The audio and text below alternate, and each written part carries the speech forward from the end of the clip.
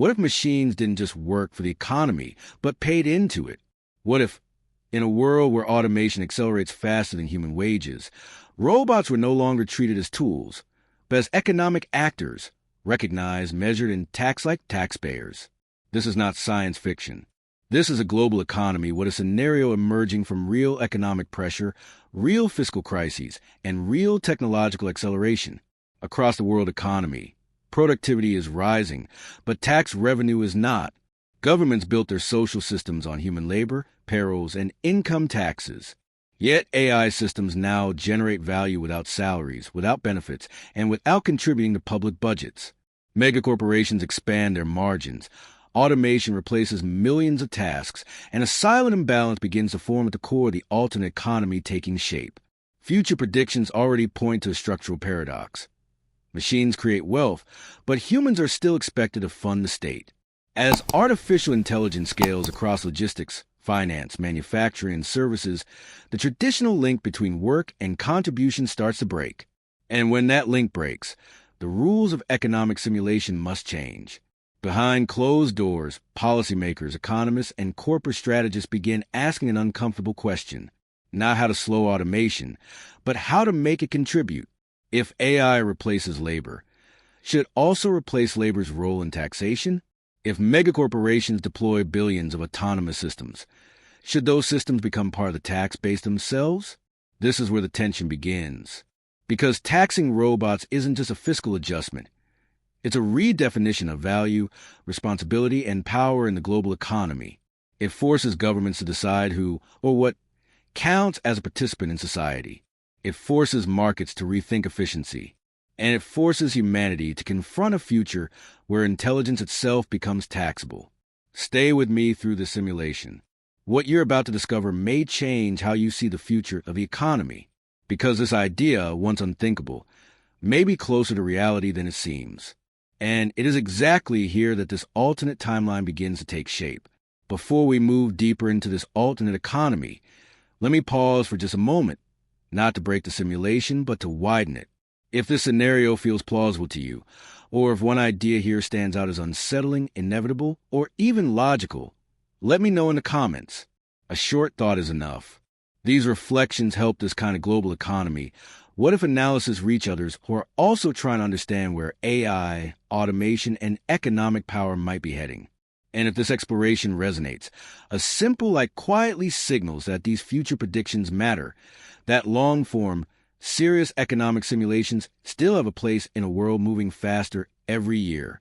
Subscribing, if it feels right, means staying connected to future timelines like this one, where we test alternate economic systems before they test us. Now, back to the simulation. Because once the question is asked, once society seriously consider treating machines as taxpayers, the abstract idea collides with reality. Laws have to be written. Metrics have to be defined. And in the first years of this timeline, the global economy begins to react in ways few were prepared for. This is where the early consequences start to surface. In the first years of this timeline, the idea of robots as taxpayers moves from theory into policy. Not everywhere at once, but in fragments, pilot programs, and regulatory sandboxes designed to test the unthinkable. Governments begin linking taxation not to ownership of machines, but to AI productivity itself. The more value an autonomous system generates, the more it contributes back to the public system. It's a subtle shift, but a historic one. For the first time, contribution is decoupled from human labor. Markets react almost immediately. Investors struggle to price automation when efficiency now carries a fiscal cost. Stock prices swing as megacorporations quietly pause large-scale AI rollouts, recalculating whether full automation still delivers the same advantage. On the ground, something unexpected happens. Job displacement doesn't stop, but it slows, not because machines are less capable, but because replacing humans is no longer economically frictionless. For a brief moment, human labor regains negotiating power, not through strength, but through cost balance. As the years pass, governments, central banks, and megacorporations adapt. Finance ministries build new models to track machine output. Central banks debate whether AI productivity should factor into inflation and growth forecasts. Behind the scenes, megacorporations reorganize entire divisions, not around workers, but around tax-optimized intelligence. Decisions once made by executives are increasingly shaped by algorithms designed to minimize contribution while maximizing output. Power doesn't disappear. It concentrates quietly and efficiently. Now I want to go deeper into this scenario, because as the decade unfolds, the global economy begins to fracture along philosophical lines. Some nations embrace aggressive AI taxation, using the revenue to stabilize social systems and reduce inequality. Others reject it, positioning themselves as automation havens where machine productivity flows freely. New economic blocs emerge, defined not by resources or labor, but by how they treat artificial intelligence. A new kind of power forms, AI-dense states with outsized influence, not through population, but through machine contribution. From here, two extreme futures begin to surface. In one, an abundance economy takes shape. Robot taxes fund education, healthcare, and basic income. Human lives shift toward creativity, strategy, and meaning. In the other, a concentration economy dominates. Legal loopholes allow wealth to pool at the top. Machines pay taxes, but the benefits circulate only within corporate ecosystems. The same policy, two radically different outcomes. When this new order stabilizes, the deepest impact is no longer economic. It's psychological. Work loses its role as identity. Purpose becomes uncertain. Society enters a collective transformation, questioning what effort, value, and contribution truly mean. Some find freedom. Others feel displaced, invisible in a system optimized beyond human relevance. These are the hidden truths of this future, the mental journey beneath the economic data. Comment below, that makes sense to me. Because what comes next in this timeline forces an even more uncomfortable question, one that reshapes who controls intelligence itself. As the timeline moves into years 3 through 7, the experiment hardens into structure. What began as temporary frameworks now demands permanence. States can no longer treat machine taxation as an exception. The scale is too large, the revenue too critical. Governments race to define something unprecedented. The legal identity of a machine, not citizenship, not personhood, but functional status that allows AI systems to be measured, classified, and economically accountable. In ministries and regulatory agencies, intense debates unfold behind closed doors. Should an AI be taxed as a tool, an asset, or a semi-autonomous producer? Central banks quietly observe, aware that productivity, inflation, and growth are no longer driven by human cycles alone. Monetary models start to fracture. When intelligence scales infinitely, traditional levers lose precision. This is where uncertainty enters the system. Megacorporations move faster. They always do. Lobbying efforts intensify, not to eliminate robot taxes, but to define how they are calculated. The formula becomes a battlefield. Output per second, decision complexity, market impact. Every variable can be tuned. Firms that master the optimization of AI output-to-tax ratios gain a decisive advantage. Taxation itself becomes a competitive weapon, not paid reluctantly, but engineered strategically. Now I want to go even deeper into the scenario, because this is where the truth hidden beneath the policy begins to surface. Power doesn't centralize through ownership alone anymore. It centralizes through design. Corporations capable of building intelligence that appears productive while remaining fiscally efficient begin to dominate entire sectors. Smaller players vanish. Markets consolidate. The global economy grows quieter, more automated, more opaque. Over the course of the decade, the world reorganizes. New blocs form, not around ideology, but around how intelligence is governed. Some states align to standardize machine taxation and share AI revenue models. Others break away, offering legal ambiguity as an incentive. These regions become magnets for autonomous capital. A new map emerges, one drawn by algorithms, not borders. From this divergence, two extreme futures become visible. In one path, an abundance economy stabilizes. Robot taxation is transparent, enforced, and redistributed. Social systems adapt. Human decisions shift away from survival and toward exploration, care, and long-term thinking. In the other path, concentration accelerates. A handful of entities control both intelligence and its fiscal interpretation. Wealth compounds silently. The economy grows, but meaning collapses. When this new order finally stabilizes, the deepest transformation is internal. Daily routines lose their old logic. Careers no longer define worth. A collective mental journey begins, marked by confusion, relief, resentment, and revelation. Humanity confronts a quiet question in the background of every decision. If machines contribute more than we do, what is our role now? This is not yet the end of the timeline, because beyond taxation, beyond power, beyond identity, there is one more shift forming in the shadows, one that determines who ultimately governs intelligence itself. Comment below. I'm on this journey too. As this timeline continues to unfold, the divergence that once seemed theoretical becomes unavoidable. The same policy that began as a corrective measure now drives two radically different futures. The decisions made in the early years echo across decades, shaping not only economic structures, but the mental journey of entire societies. In one version of this world, robot tax revenue is treated as a shared foundation. Over time, universal income systems stabilize consumption and remove the constant pressure of survival. Education transforms from a front-loaded phase of life into a continuous process, allowing individuals to adapt alongside intelligence rather than compete with it. Post-scarcity infrastructure slowly emerges: automated food systems, energy abundance, public services designed for access instead of profit. The impact is subtle at first, then unmistakable. Economic anxiety recedes. Human decisions are no longer dominated by fear of displacement.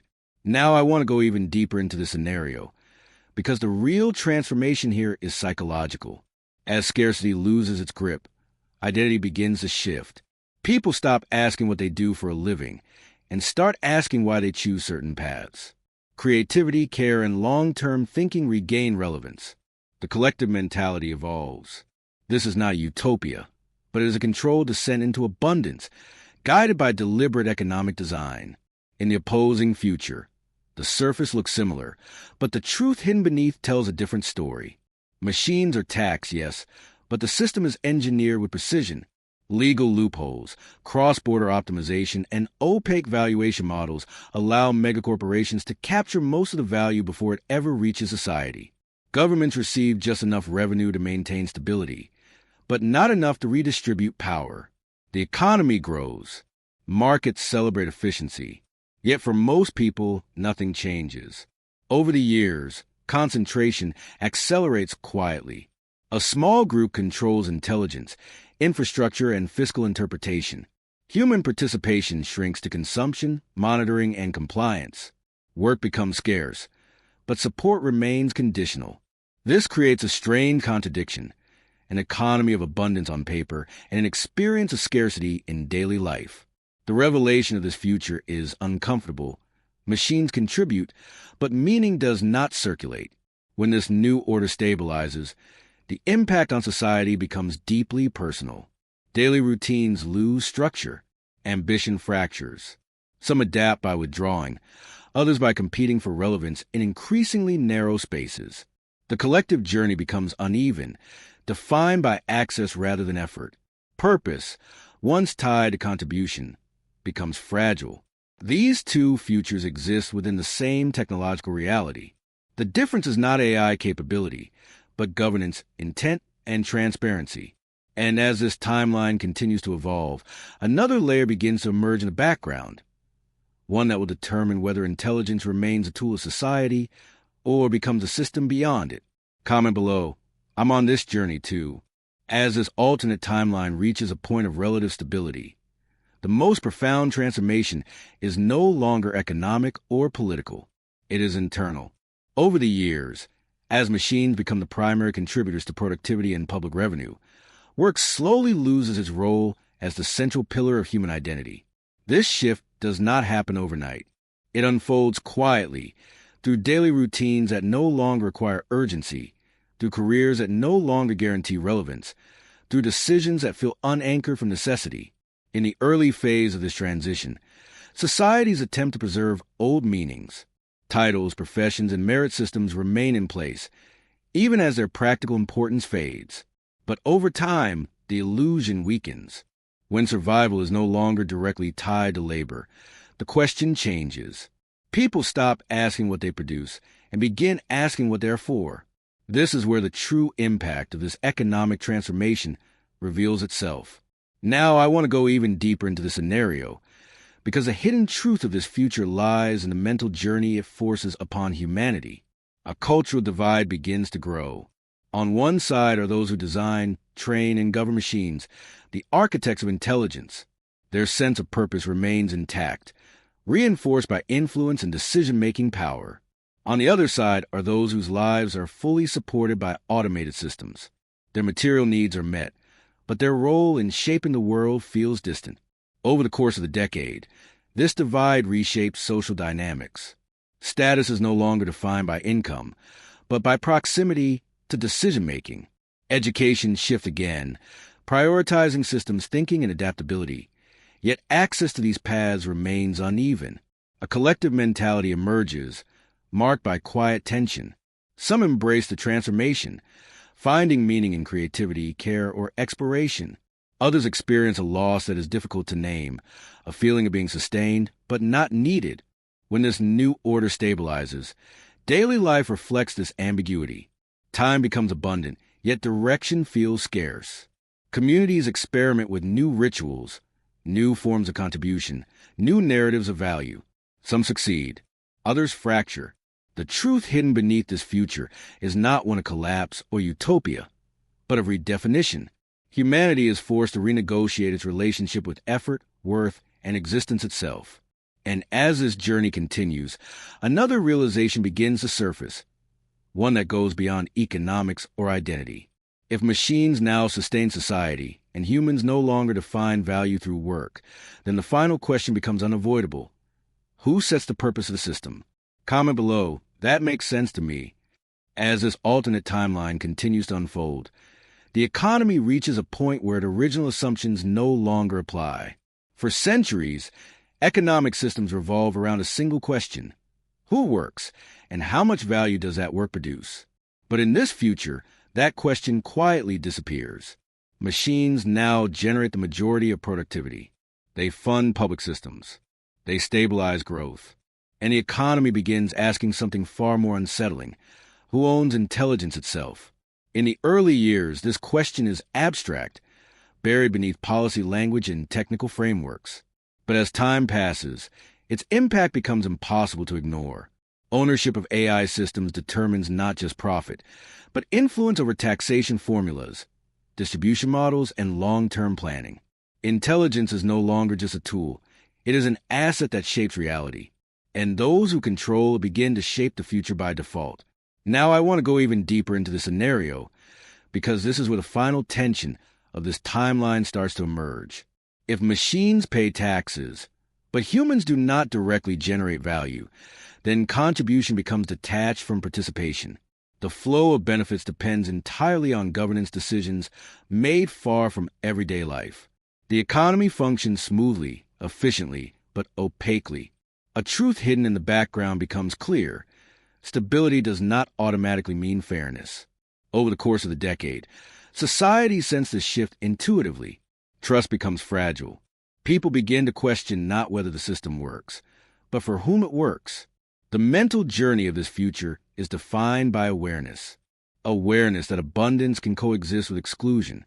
Awareness that automation can liberate and marginalize at the same time. Awareness that value, once grounded in effort, is now negotiated through control.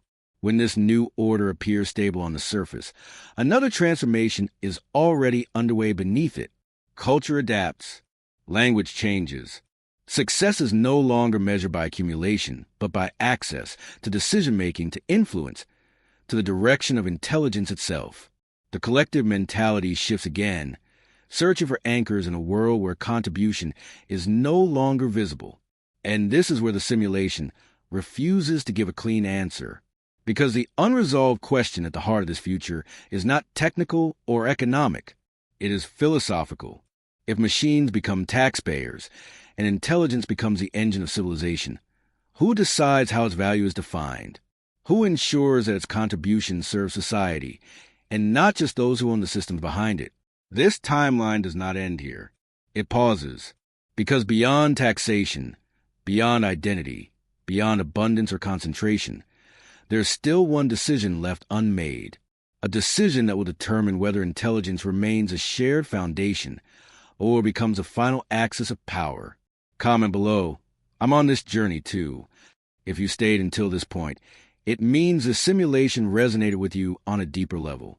This channel exists for moments like this, for exploring what-if economy scenarios, alternate futures, and long-term predictions about how the global economy might transform under forces we're only beginning to understand. If this kind of analysis adds value to how you see the future, subscribing is simply a way to stay connected to the next simulations we'll build together. You can also let me know you made it to the end. Leave a comment with, "This future really made me think." It helps shape the direction of the next timelines and shows that these deeper conversations matter. And if this journey felt meaningful, a like helps the simulation reach others who are also questioning where AI, automation, and economic power are leading us. Not for numbers, but for visibility. There's another simulation waiting right here that connects directly with this one. Click it, and keep going with me into the next alternate economic future. Which alternate economic future should I explore next?